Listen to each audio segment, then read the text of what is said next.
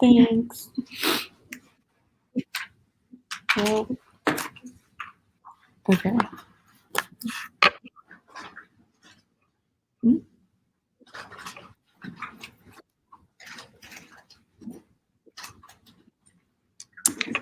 Hi, everyone. So welcome to the Reimagining the Digital Space panel. My name is Brianna Avalos, and I am the treasurer for Sport by NC. We are very excited to have you all here today. And with that being said, let's introduce our panelists. So first up, we have Doron Tamari, who is the Senior Manager of Innovation at Forefront Sports and Entertainment Marketing Agency. And we also have RJ McNichols, who is the creative content producer at UCLA Athletics.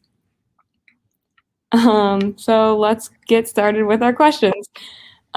First up, so we all know that TikTok is something that is very prominent in today's world and today's society. So I just want to know, basically, have you guys joined TikTok as a company, like for your own business or stuff like that? Or are you even interested in this new market? Basically, what do you think about TikTok? I'm gonna let RJ take this one first because I think your answer is gonna be a lot more interesting than mine.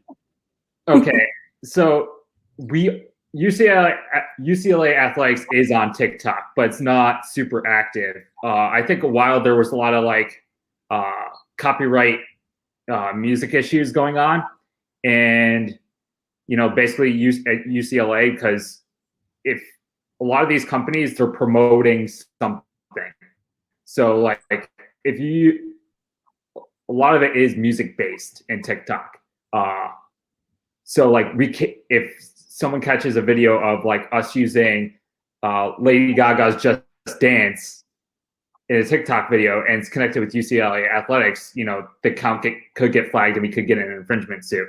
I'm not sure what the whole copyright music situation is in TikTok still, but truth be told, like TikTok is like kind of like that 18, like the 14 to 25 demographic, and we're essentially, a lot of our money comes from people that are like from 25 to 75, and a lot of 25 to 75-year-olds, they're not really on TikTok. They're on Instagram, Twitter, Facebook, and I think it's better to invest in a platform for where your audience is specifically,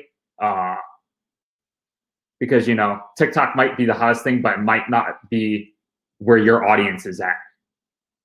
So and I'm also not sold on TikTok. I think there's going to be something that comes along that's better. To me, this just seems like another Vine or Snapchat, where it's going to have its moment and then it's going to dip down. Doron? I think it's interesting because we as a company are not on TikTok. We're a B2B kind of consulting thought leader company, so it doesn't make a ton of sense for us personally. But I will say that we have spoken to clients about using TikTok, have recommended it to certain clients and partners of ours.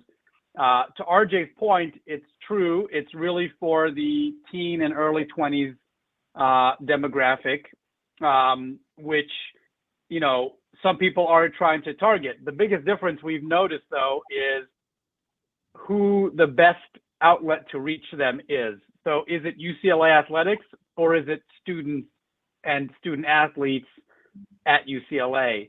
Meaning the creators, really, they don't want necessarily from the brand. They want from individuals associated with the brand. And obviously in collegiate athletics, that's a little bit difficult, but we've seen trendsetters, influencers, athletes, musicians, all sorts of people using TikTok for their benefit, more so than necessarily some of the brands. I think some brands have had success, but really, I agree with RJ. It has some legs in certain demographics. I'm not sure that it's the best thing for a department to do by themselves, but more so to give as a platform for some other units within.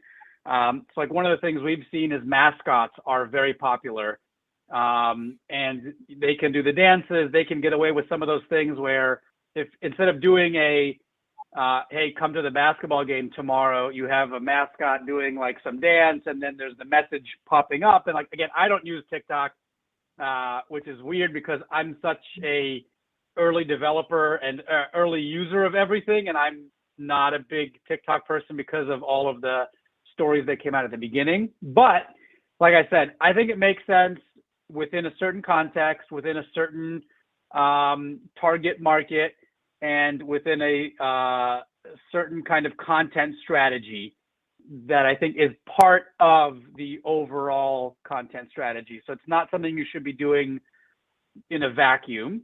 And it does have a purpose, but yeah, it's not the bread and butter to generate tons of revenue and things like that. It needs to be done in a little bit of a different way moving forward. Yeah, I think it's interesting that you guys both point that out, because I know here TikTok, I mean, maybe it's just because it's our generation type of thing, but TikTok is like the thing. We want everyone to be on TikTok because it's so easy to go viral and get, especially for small businesses at least, to get you like your name out there and get people to buy your products and things like that. RJ, I know you pointed out, so you said something about how you think that something else will be bigger than TikTok. And that kind of leads into what I want to ask next, which is what platform do you see growing the most in the next year? And we could start off with you, RJ. I mean, I think like YouTube is like kind of been having its moment with like anywhere from short to long form, especially like a lot of people even doing video podcasts. You know, I think YouTube's having its moment, but I don't think we have the one, like the next Instagram, the next Facebook, you know, the next Twitter kind of thing. I know people are talking about Dispo lately. That's been like the latest one. And then Clubhouse, you know, I heard about it about a month or two ago. That's like another one, but I just have it like I'm like looking at the ocean, and I'm not seeing the big tidal wave that's gonna, you know, splash up on shore and, you know, just cause all this chaos. Like I'm just not at the moment. Maybe it's just being here on the West Coast where I've seen a lot of brands that have had promise, and, you know, they just don't pop off like everybody thought they would. Just becomes very trendy. So, Doron, do you have any platform in mind? You know, it's funny because I think RJ mentioned this at the beginning too, but we started with Facebook, and that was really for young people. I mean, it started when I was in high school. I remember you needed a .edu address to join it because it was only for college kids. And then we would like try to finagle somebody who was older to get us an edu or something, or, you know, then I think I joined Facebook in like 2005 or 6, which ages me a little bit, but I was in high school and joined Facebook, and that was for young people. Now Facebook is for grandma. I mean, I don't post on Facebook ever, and my grandma is all over it, posting 12 times a day. And then she's like, "You don't write about me anymore." I was like, "No, I don't go on Facebook, grandma. Like, the only reason I even keep mine is because of the photos and stuff that I've had from 15 years ago." So these things are cyclical, and a lot of times, especially when you start to monetize, and, you know, if you think of TikTok today, like you said that you guys all love it and you want to be on it, either go viral. And right now that's because it's probably not too crowded with brands and with crap, right?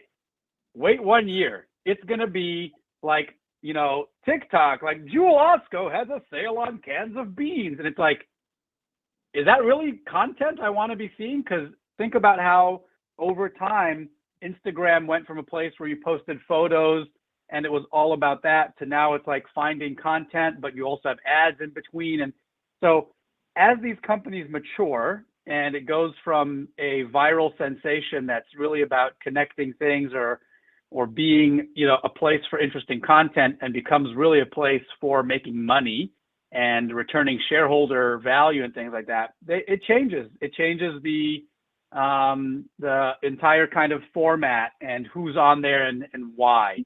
And then the next thing comes up. I mean, Clubhouse, we did a session yesterday on Clubhouse, Forefront did. It was awesome because it was a great conversation. There were lots of people from different brands and teams and properties and whatnot. And we got to bring people up on stage and hear from them and talk to them and whatnot. And there were no ads, there was no video. It was pretty much just a conversation. Again, wait 6 months or whatever, and it'll be like, before you start this thing, we need to put an ad from a sponsor tag, or we need to do you have to pay for the Clubhouse Pro and things like that. So, to RJ's point, I don't know if I can see something that's going to be as huge as these companies, but there will always be kind of that disruptive new channel that tries to come out and tries to clean up the predecessor's moves. But then ultimately, I think over time, it's cyclical. They're going to try to make some money and realize that they're big, and now they need to figure out how to make these things work. And then they'll throw in some advertising and some paid model, and boom, you're back at Facebook 9.0. So it'll be interesting to see how these things work, but it does seem to have a trend of how they I think Twitter just yesterday announced that they're going to do a paid version of Twitter where you can subscribe to people that you want to get behind a paywall, that put content behind a paywall. Like, who wants that? I mean, Twitter, what's great about it is it's free and you follow. So that's going to be really interesting to see how that works. But, Adam Schefter might put his tweets behind the paywall, or Adrian Wojnarowski on ESPN Insider, or Kim Kardashian, and, who knows? So it'll just be interesting to see how these things all kind of work together. But I think TikTok is having a really nice moment, and we'll see how it continues in the, years ahead. Going off the top of what Doron said, I think Patreon's like an interesting one. One of my friends, he's had a lot of success off of Patreon, doing kind of like exclusive podcast episodes directly for his audience. And he and his partner are bringing in like 10 grand a month. You divide that into two guys, and you think about how cheap podcasting is. That's a lot of cash for a guy that's like late 20s, early 30s. So I think Patreon's like an interesting one, and seems more. It might not, Patreon will never be super big like a Twitter or Facebook, but it'll probably bring, the creator more cash than they would on Instagram or Twitter or any of these, or even YouTube. Just because you have 1 million subscribers and got a million views on a video, doesn't mean that you're bringing home like, a couple grand. Like, some of those checks are very small, to say the least. And there's something to be said about having a small but very devoted audience of people that, like you said, it's not a huge number, but they're highly engaged in consuming it on a regular basis. That could also be very beneficial for potential sponsors, and saying, I can't give you 1 million people, but I can give you 10,000 that are very specific industry, or I know all the information about them, or I know they listen and they're engaged. That's something that I think is also going to appeal to sponsors and partners. We've seen with like micro influencers, and there's different levels. If they have under 10,000 followers, under 50,000, and all that, that's an entire new trend too of who you advertise with. And do you always go for the fitness model that has 2 million people and wants $1 million for one post, or do you go with somebody who for 50,000 will give you 8 posts, and it's for a targeted audience that's a little bit smaller, but it's also a lot more of a ROI potential?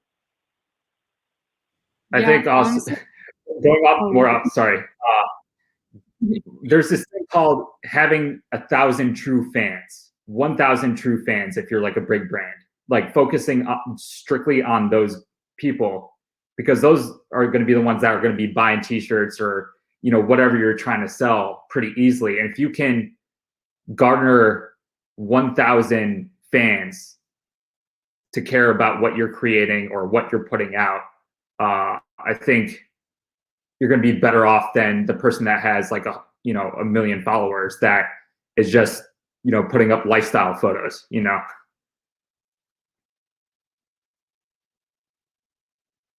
Yeah, I completely agree.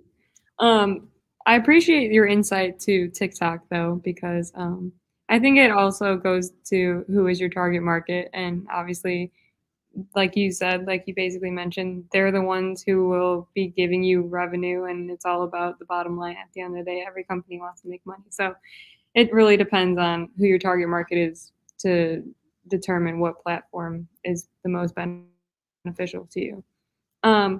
Moving on to more fun type of question, I guess. One thing I specifically want to know is, what is one campaign or project that in your career so far is your favorite? It just stands out to you among every other one that you've ever worked on. Is there anything like that? Doron, you could start.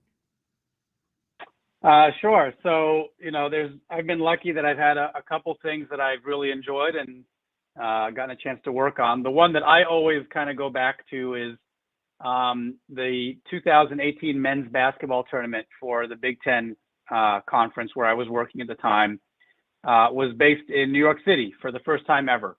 And it was at Madison Square Garden. I grew up in New Jersey. I grew up going to the Garden as a kid. To me, New York City is, one of the best places on earth, especially for a big time event. And they said they wanted to make a splash. And I was like, great, this is my hometown. This is no better place to make a splash than New York. And so we did all sorts of really interesting, it was an integrated marketing plan to promote the tournament. We really did everything. And I had a chance to build the budget and all of the channels that I wanted to use, and then see it through for execution. And we lit up the Empire State Building in all 14 Big Ten school colors. We had an interactive billboard in Times Square.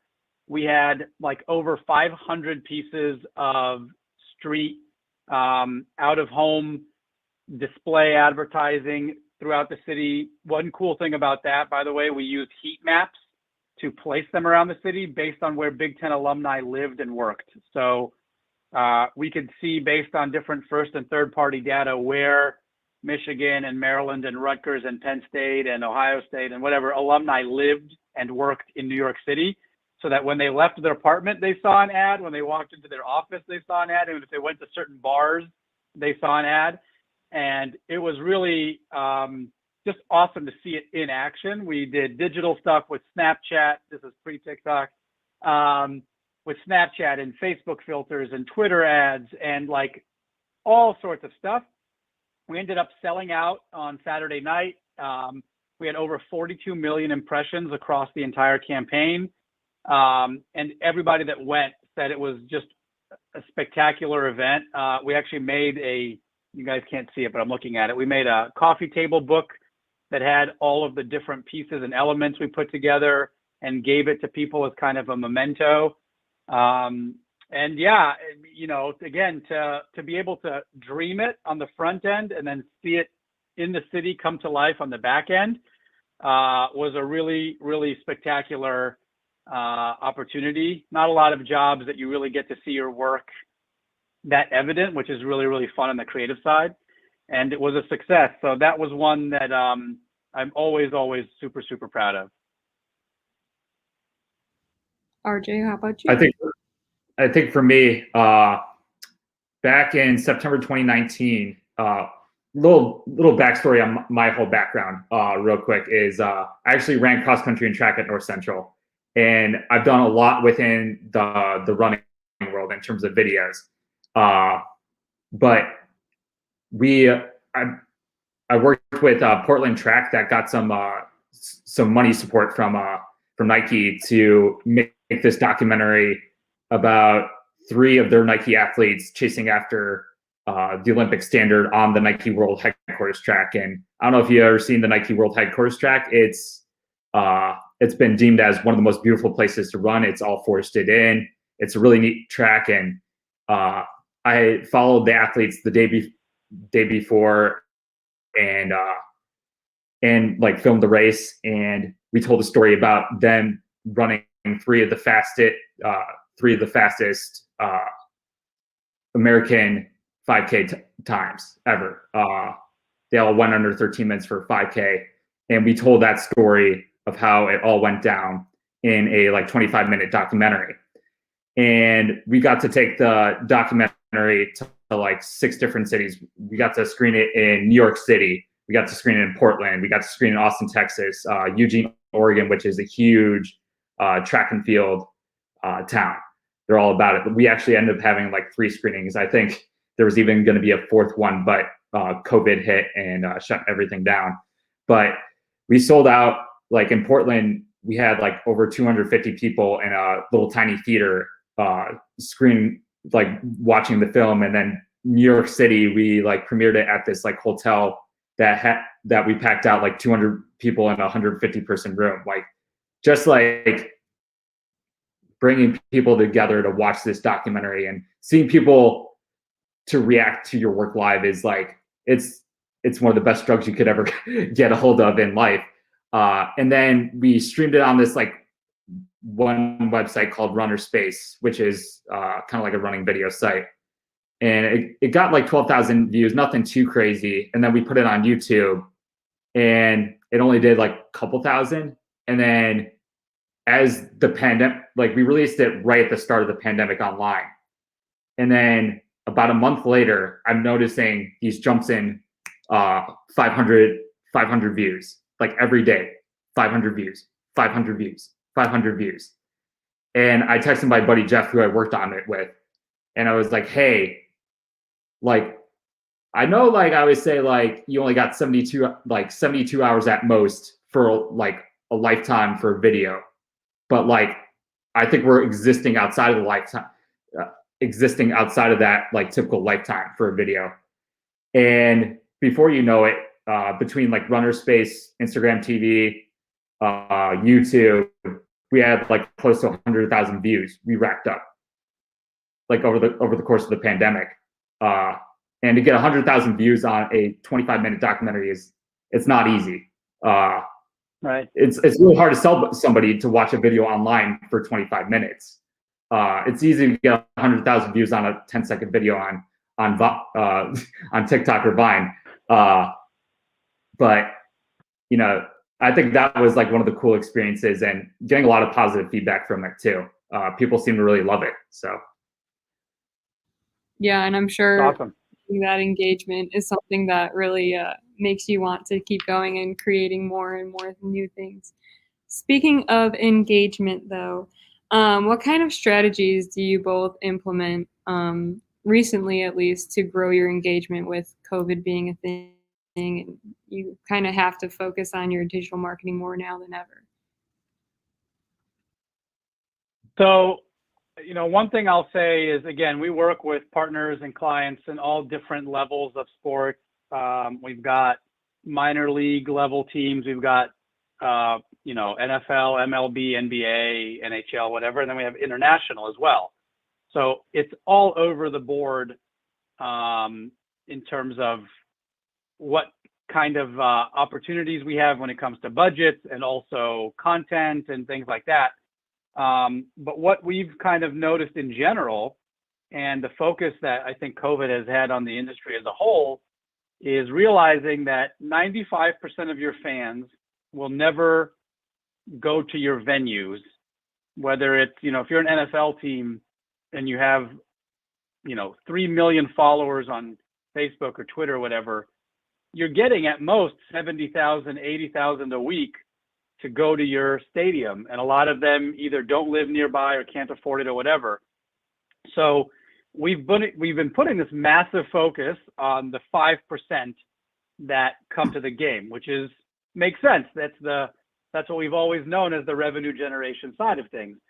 But we haven't done a ton for the other 95% of the fan base, that is just getting historically maybe has been getting a score or a quote or something fairly simple. And I think that COVID has kind of made people realize that there is a way to monetize, there's a way to engage, there's a way to offer experiences and content and just behind the scenes kind of interesting that these people do want, even if they can't go to a game. And so we've been talking about what are those really interesting pieces that, yes, today you have to do them because you're forced to, right? Nobody can come to your venue, or, now luckily we're close to getting some fans back, but it's very limited and it's not going to be at 100% for a little bit longer.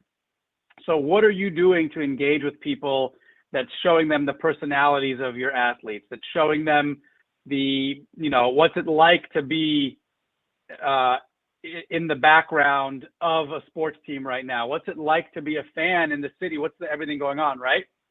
But at the same time, when this does end and you can have a full stadium and everything, how are you going to keep that conversation and engagement going with the people that aren't in the venue? A great example, like I grew up, like I said, in New Jersey. I am a Mets, Jets, Nets, Devils fan. I root for Liverpool. It's a soccer team in England. I have, Israeli basketball. It's like, I can't go to any of my team's games almost ever, unless I make a concerted effort to fly to New York, New Jersey to see them play, right? But believe me, I am a diehard. I consume all the content. I watch all the games. What are they doing to get me to continue to do that? But also, like, can they make a couple dollars off of that? Is there something that's an upgrade that I would be interested in? Can they partner with a sponsor to do some sort of trip? Like, hey, Chicago fans, the Mets are coming to Wrigley. Can we do something? So it's kind of, I think, that whole conversation of you have fans all over the country and all over the world. How do you engage with them? And then how do you keep them in some sort of funnel that hopefully when they do come to town, they want to come to your game. If you go to their town, they want to come and support you. Or even if they're not going to do either of those things, what kind of, content can you serve them that is going to keep them really engaged and interested and maybe spending a little bit? Because if you could make $2 off of, again, people that aren't in the venue and aren't nearby, you're going to make a lot of money when you extrapolate that out. So I just think in general, that whole content and engagement piece is really interesting, because right now we have to do it. I'm going to be interested to see who keeps doing it once we are back to having fans in the stands and in the arenas and whatnot. Sorry, RJ, I think I rambled a little bit, but I rambled a lot before the question. So I think for me, like, I'm kind of like strictly focused on creating, like, all I do is produce, shoot, and edit videos. So for me, like, I'm all about, create, like, basically my 3 objectives are for video is to, tell the story of UCLA athletics, whatever's happening in that moment. 2, hyping up the student athletes for videos that appear in game. And then 3 is getting that, that UCLA athletics fan, that UCLA alum, to want to come visit campus to go watch a game. Those are pretty much my 3 objectives for video. And I've just been creating videos for in-game that are strictly to hype up student athletes for the past 5 months. So I might not be like the best person to talk about how do you engage your fan base in COVID, but I think the thing that stands out for me is your product has to be, hot and looks as advertised. We're in Los Angeles, probably one of the most populated cities in the world. And, but with that being also said, we're competing with the LA Rams. We're competing with the LA Chargers. We're competing with USC. We're competing with LA Clippers, LA Lakers, LA Dodgers, even the Anaheim Angels. And then plus LAFC and LA Galaxy, and then there's a new women's soccer team. There are so many teams you have to compete with to get people to go to that game. We're not like University of Oregon where they are the show. We are like a very small fish in a big ocean in terms of what our city has to offer in sports, and not to mention LA is so much bigger than sports. So I think the biggest thing that we have to do is stand out and think different and create something that says, hey, this is the best thing that we can go to in LA.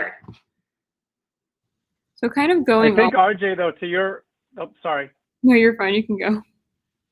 I was just going to add one quick thing, because to RJ, your point of, making a lot of videos that just pump up student athletes and stuff, I still think that is, engaging content, because it can be used on different channels after the fact, or it's still trying to create that kind of environment, the recruiting angle, it's just, that's a different maybe target audience, but it is something that has to be done well, to your point, and it is still trying to focus on a specific audience.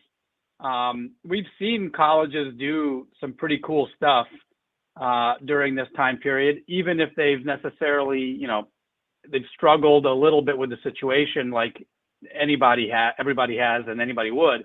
But I still think, your job and what you've been doing, you still have to keep a lot of those same thoughts in mind, right? Because ultimately somebody's going to be consuming that content, and let's say they put it on Twitter, it still has to go further than just the 12 guys that are on the court watching the intro video or whatever. So don't take anything away from yourself. I think what you're putting out there is still really, really important, and doing so many other layers than maybe we even think of at the time.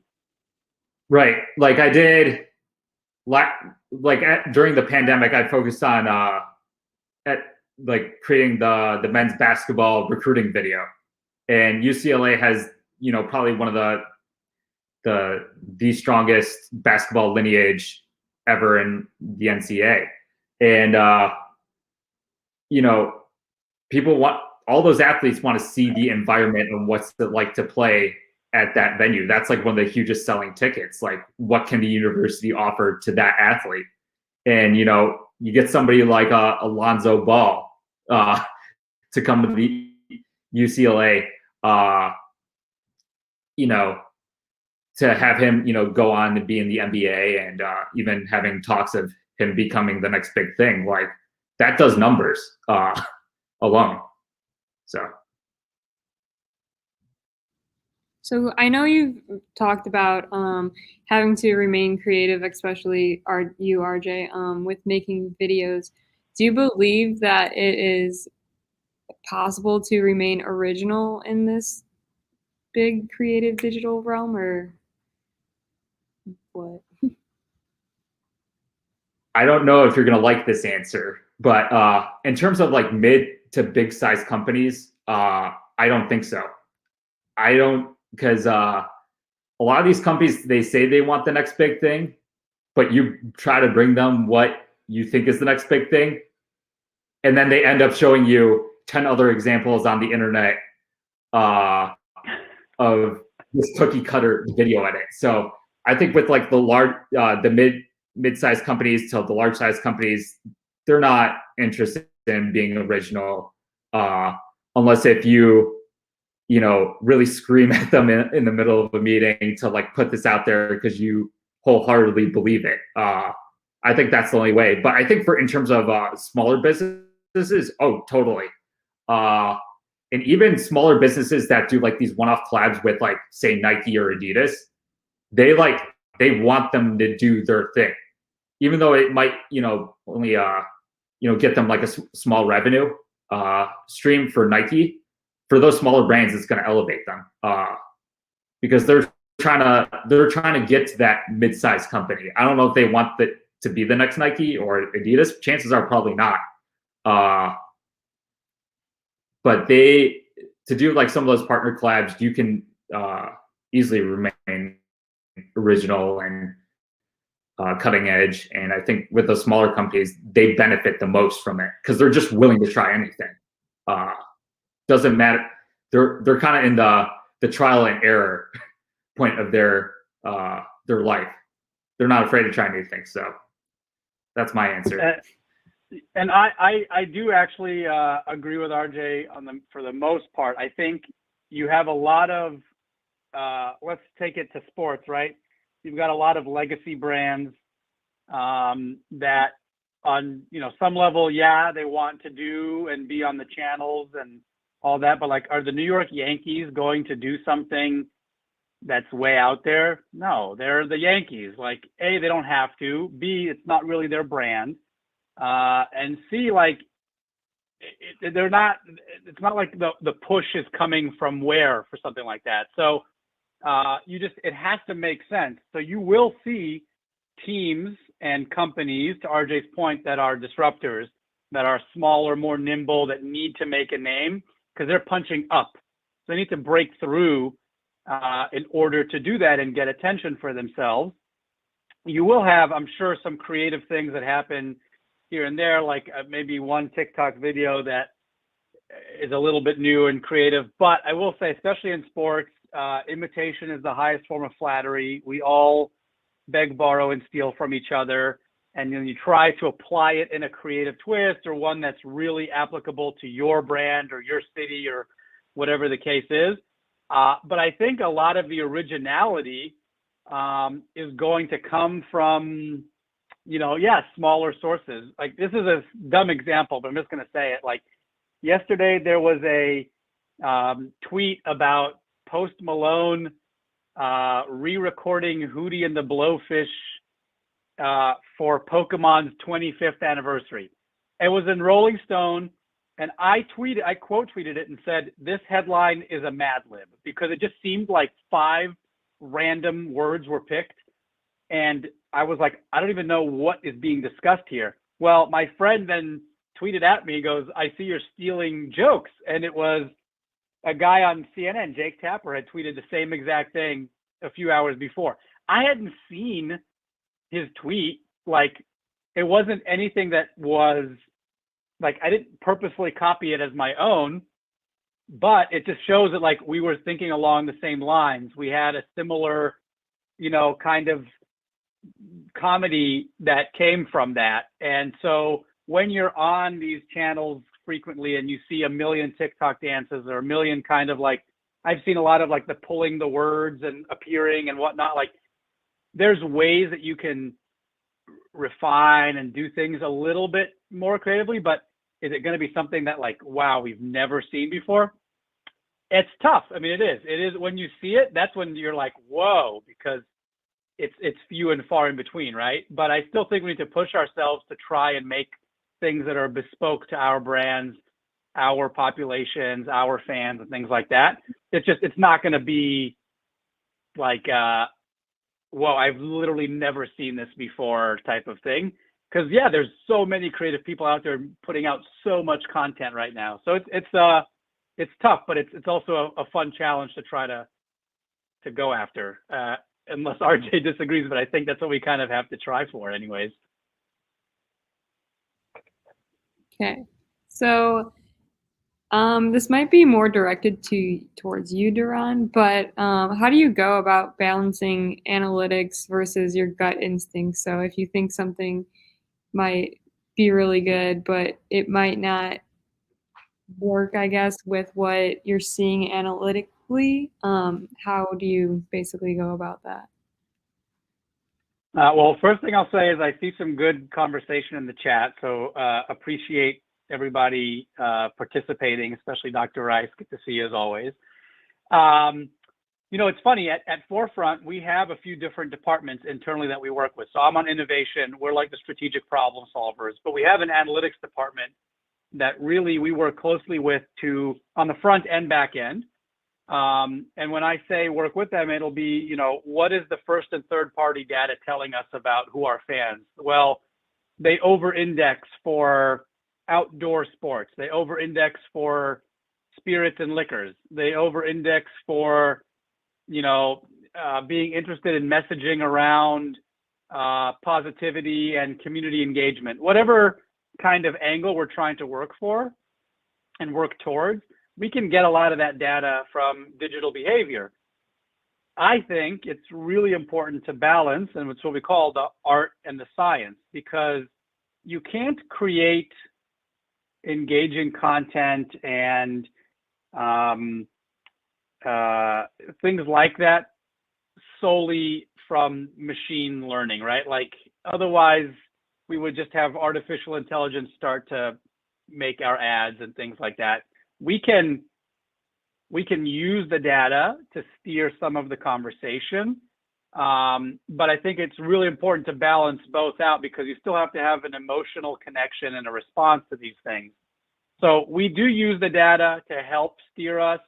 A lot of times it will kind of allow us to say, okay, our gut feeling was correct, because like we assumed this would be the case, or our fans would like this, things like that. Other times you'll have it where it goes against what you might think, and you're like, okay, well, does it make sense? Does it not? How do we kind of answer this? And so it is interesting to see the balance of the two.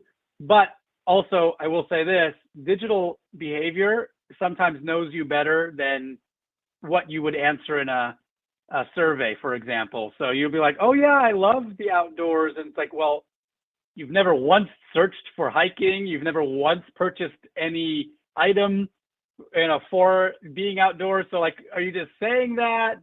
So we do think that there is a little bit of a fine line where digital behavior really helps to navigate some of this, but the gut feeling still has to play a role in how, does it resonate? Is it creative? Is it something that we think will elicit a response? And we still have to do that as well, but they do work hand in hand really, really well together. I'd probably just say it's a vicious cycle. If it starts off with analytics, you're probably going to eventually go back to gut instinct. And if you start off with gut instinct, it's going to go back to analytics, and then it's going to go back to gut instinct, and until the end, it just zigzags back and forth. It's just like how we all go into human suffering and drama, and then back to like simplicity.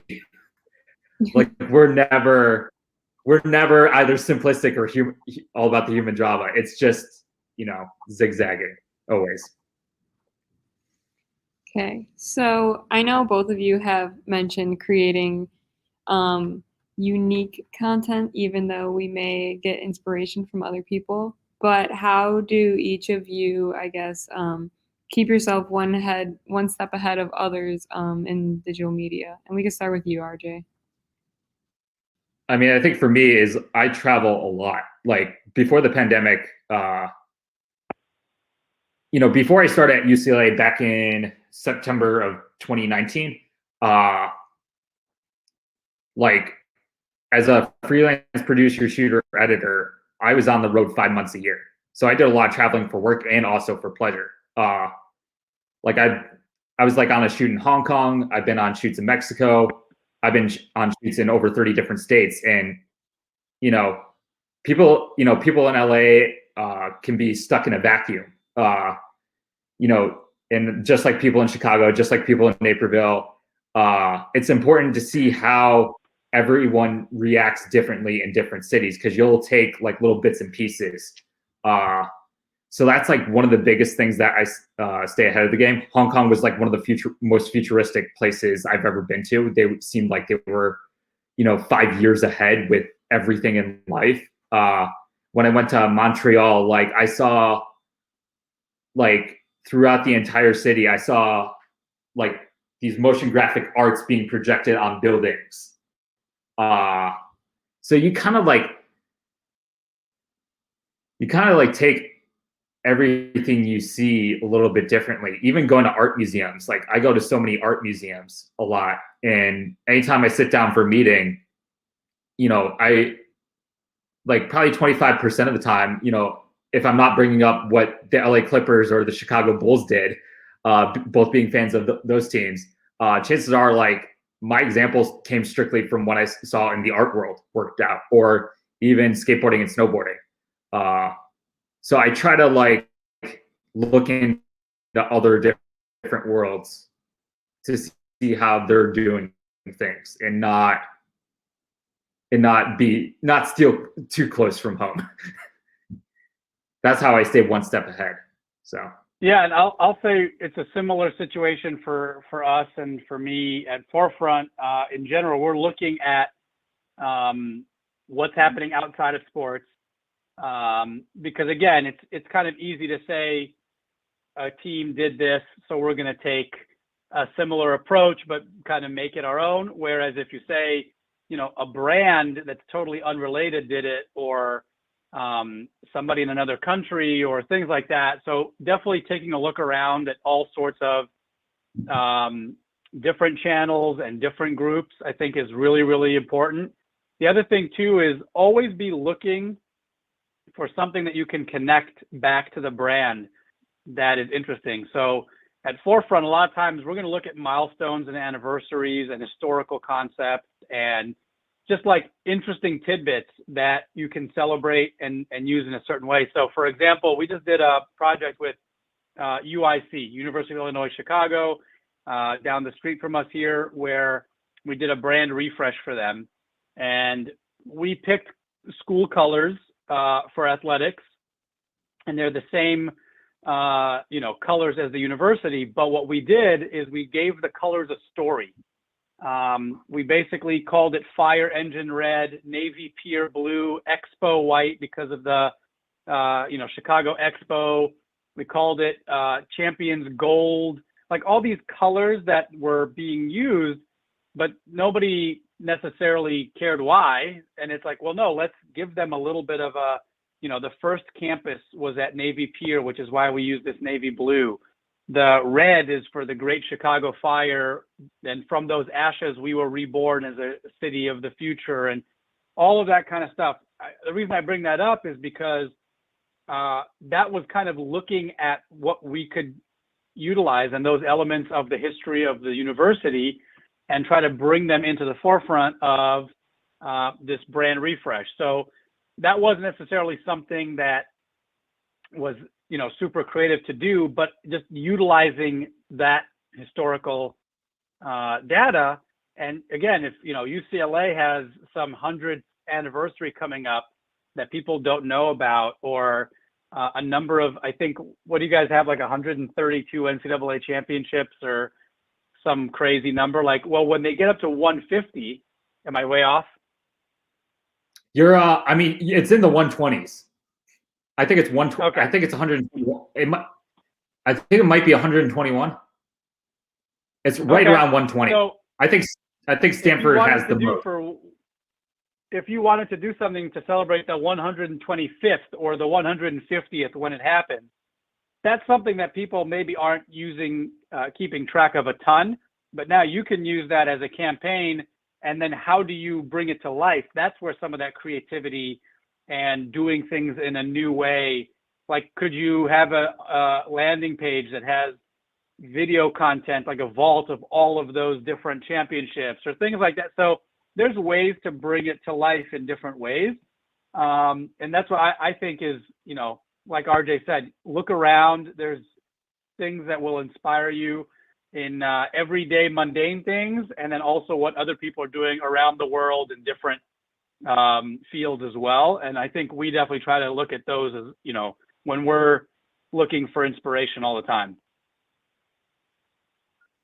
Nice. So since we are running a little bit short on time, we'll only be able to get to one of the Q&A questions, but I believe that it is a very good question. So the question is, how are each of your organizations and your roles within them preparing for potential upcoming NIL changes? So basically, RJ, I don't know what NIL is. Could someone explain that to me? Yeah, so I can start if you want, but because we're working on it right now. So it's name, image, and likeness, where student athletes will be able to profit off of their name, image, and likeness moving forward. So on our end, I'll just say that we're working with some of our collegiate partners to learn as much as we can about NIL. There's a lot of moving pieces. Every state is doing things differently. There's potential for Congress to act at the federal level. There's obviously lots of state bills that are on the docket. I think Florida's might even be going into effect like this summer, the way that it's being proposed.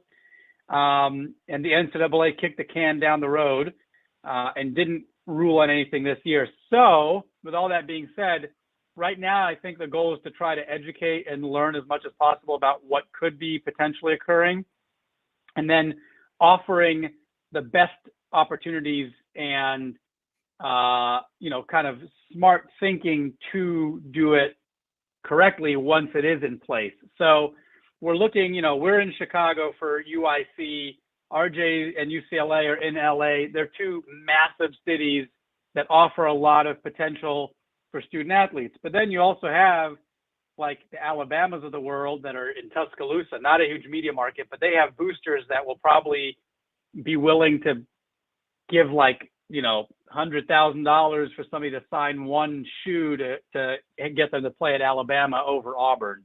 So it's going to be a very interesting situation. Could be a little bit of the wild, wild west. I think the goal, though, is to allow student athletes to do what a normal student could do. Meaning, if I was a normal student and I wasn't playing sports, but I was a classical musician, I could do things to make money.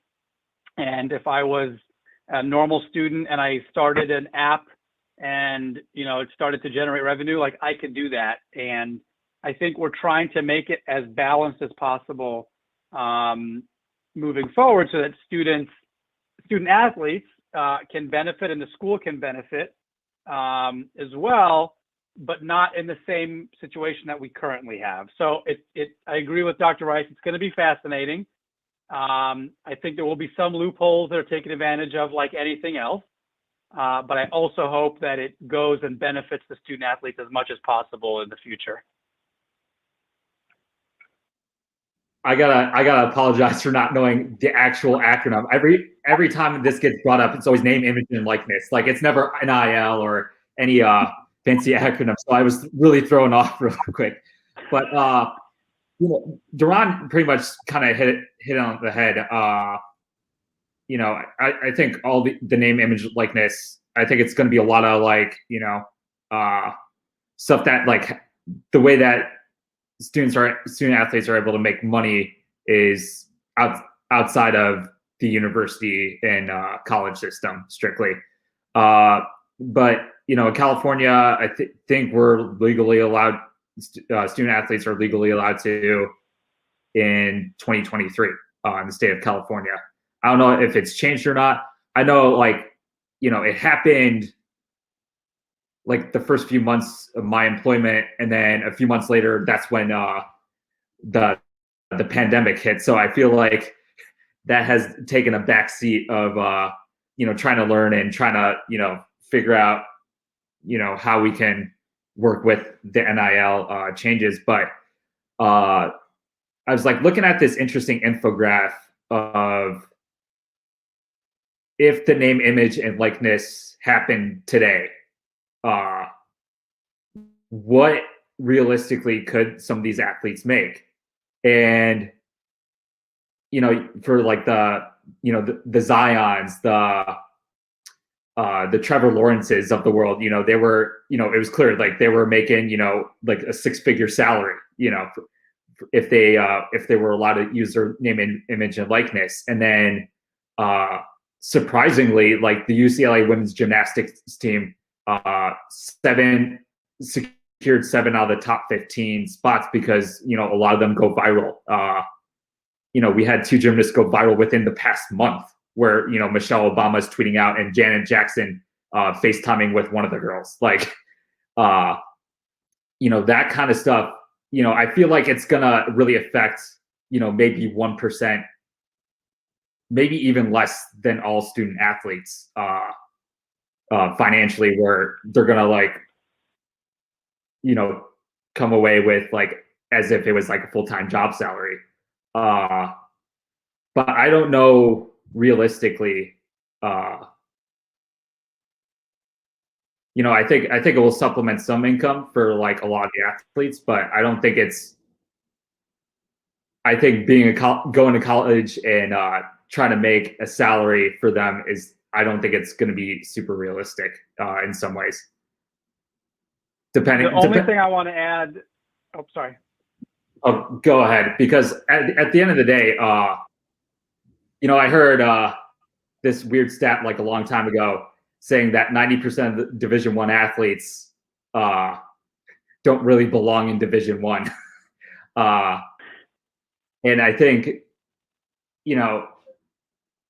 I think we're so focused on like the superstars or the 1% that we forget about the 99% of those athletes. So I think it's going to make a huge impact for those star players at the end of the day. But I think for like the everyday student athlete, that either got there on a walk-on or a minor scholarship, I think it'll like make some things easier, but not a whole lot, if that makes sense. The last one I was going to say to what RJ was bringing up, because I agree, but I think what's going to happen is we're going to open the floodgates. It's going to be, like I said, a little bit wild, wild west, a little crazy, because the market hasn't been established. And when that market establishes itself, it's going to be like Bitcoin, okay? It's going to explode, go super high. You're going to see some probably ridiculous numbers come out there about deals that are being signed, or different numbers of dollars that are moving around, whatever. But then over the course of maybe a year, maybe a couple of years, the market will start to establish itself, meaning it's going to be realistic. Like, what is the ROI for these companies that are doing these deals? What is the ROI for the boosters who think they're helping recruiting? Like, what if they give $50,000 to multiple student athletes to recruit them there, and then they end up not being good, or they transfer, or they do this? You're going to see that it's going to be a lot less likely that those happen in the future. So I have a feeling it's going to be like this, and then it's going to level off and be much more of a organized market, just like most of the other advertising and channels that people spend money on. So it's going to be very interesting to see how it works, what the legislation has, what are the unintended consequences that, the road to hell was paved with good intentions. So I think it's one of those things that people really want to do right by the student athletes. We will see if that will all work out. My guess is not to 100% extent, because we just don't know what some of the things that people are going to try to do and get around with. So it'll be very, very, very interesting to see how it all shakes out in the years to come. Well, we appreciate your insight on all of the questions asked, especially the last one. But that wraps up our digital and reimagining the digital space panel for this year's Sport Business Conference. Thank you to everyone who has attended. And also thank you, RJ and Doron, for taking the time to talk with us today.